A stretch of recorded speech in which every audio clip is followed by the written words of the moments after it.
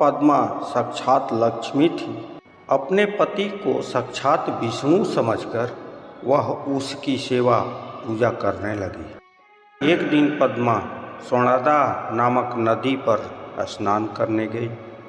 उसकी परीक्षा लेने के लिए स्वयं धर्मराज वहां आए। उन्होंने राजाओं जैसे सुंदर रूप धारण किया हुआ था। वस्त्र आभूषणों से शोभायमान नवयुवक कामदेव के समान लग रहे थे। रथ पर बैठे हुए थे। उस पद्मा के भाव जानने के लिए मार्ग में ही उससे कहने लगे, सुंदरी, तुम तो राजरानी बनने के योग्य हो, बूढ़े पिपलाद के योग्य तो नहीं हो। यह बूढ़ा कब तक जिएगा जो मौत के घाट पर बैठा है। इसी कारण उस बूढ़े को त्याग कर मेरे साथ चली चलो। मैं तुम्हें हृदय की रानी बनाऊंगा। इस प्रकार कहकर राजकुमार बने हुए धर्मराज रथ से उतरे और पद्मा को पकड़ने के लिए तैयार हो गए।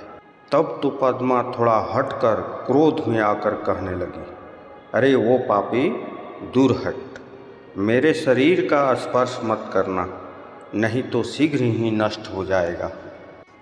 तुम कामदेव से अंधे होकर मेरा पतिव्रत धर्म नष्ट करना चाहते हो। अपने परम पूज्य महातेजस्वी महर्षि पिपलाद को त्याग कर मैं स्त्री लंपट महाकामी दुराचारी तुम्हारे साथ क्यों चलूं?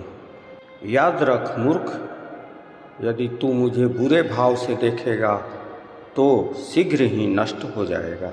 इस प्रकार पद्मा ने जब उसे श्राप दे दिया तो उसने अपना राजाओं जैसा रूप त्याग दिया और अपने धर्म के रूप में आकर कांपते कांपते बोला, माता, मैं धर्म हूँ, जो कि ज्ञानियों के गुरु का भी गुरु है।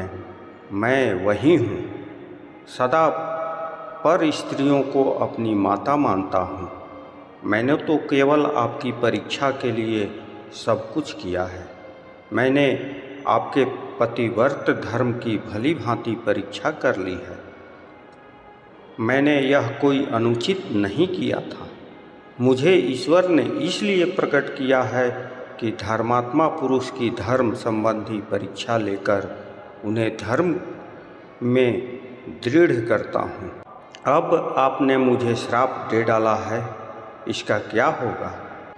धर्मराज इतना कहकर पद्मा के पतिव्रत धर्म से